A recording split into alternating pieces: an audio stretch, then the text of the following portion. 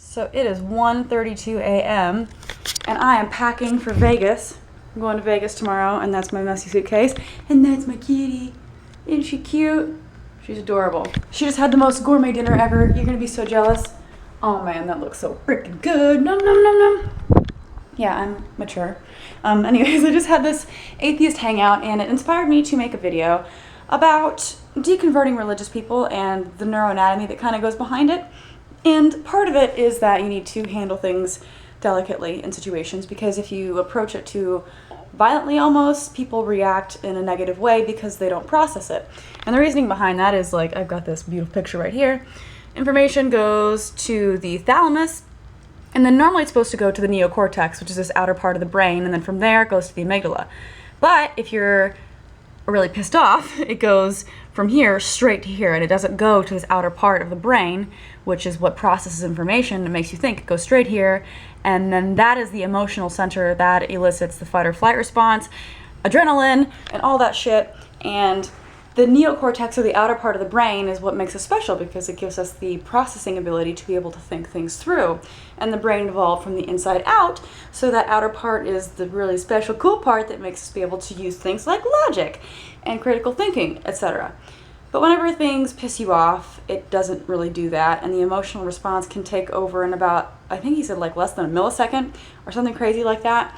And although I was using this information to kind of talk about religion and religious people's mentality and things whenever they get really offended, it can also apply to relationships. And I was kind of thinking about this because whenever something happens in a relationship, you can react really violently really quickly, and then you feel bad about it after. And then this kind of talks about it. The whole thing is called amygdala hijacking. 3 signs: strong emotional reaction, sudden onset, post-episode realization that the reaction was disproportionate to the stimulus. I mean, come on, how many times have you done that? You've gotten into a fight with somebody you really care about, and most of the time this applies in, like, relationships. Sorry, that's like a cat hair in my mouth. Thank you very much. Anyways, it happens a lot of times in relationships. People, you get really upset, and then you fight, and then later on you're like, oh, fuck, why did I say that? Oh, I was so stupid. That happens to me, and that's why you're supposed to wait a little bit, I think, so that it doesn't just go to that immediate, like, knee-jerk reaction. It goes straight to the amygdala. Let it go to the outer part. Let it process. Wait a couple hours. Wait a day. Not too long, because that can be even worse.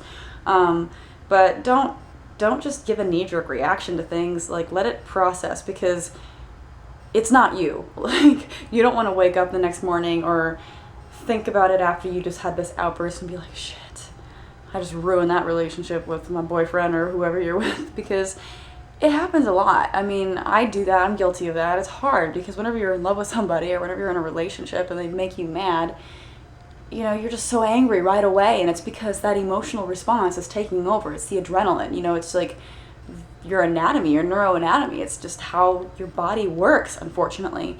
And it's not necessarily you, because, like I said, that outer part of your brain is what makes us kind of unique.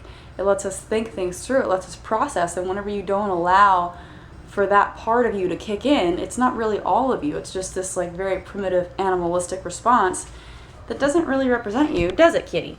She says, yeah, I'm smart. I think things through. But, yeah, anyways, I was just kind of thinking about it. I was supposed to be doing this video on religion, and I did it. But the whole time I'm kind of thinking about other things in the back of my mind. That's just how my brain works. It likes to do a billion things at once or not work at all. But I just thought it was kind of interesting because, I think everybody does that sometimes whenever you're fighting with somebody, especially if it's, like, really heated or, well, okay, let it get heated, but not in that kind of way.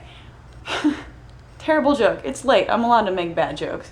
But if it's, like, a really bad argument, give yourself some time to calm down first before you overreact right away, because it sucks to wake up and regret it, or to have that post-episodic realization that the reaction was disproportionate to the stimulus. And I'm sure that's something that we can all relate to. And it's not just you, it's everyone, and it's because of how your brain's made up. So don't feel bad. Just learn how to overcome it and realize that what you're feeling is real, and the emotions are real, and the hormones are real, epinephrine is real, but it's not all of you, because your brain hasn't had time to fully process things, think them through, use logic, use critical thinking, bleh, and reason out the situation.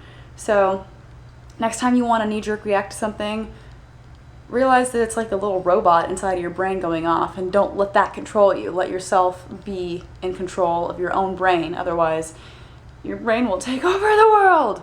Anyways, I thought it was interesting, and I was thinking about it, so I made a video. Because I can! And that's my reason for my last video, too. I think because I can is going to become a thing.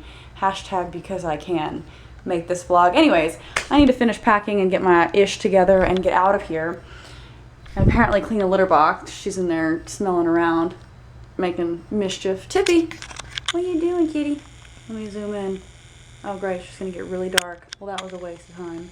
Anyways, she's in there being naughty in my closet. And yeah, so let me know what you guys think about this. Anyways, driving to Vegas tomorrow with my friends Bria and Chrissy.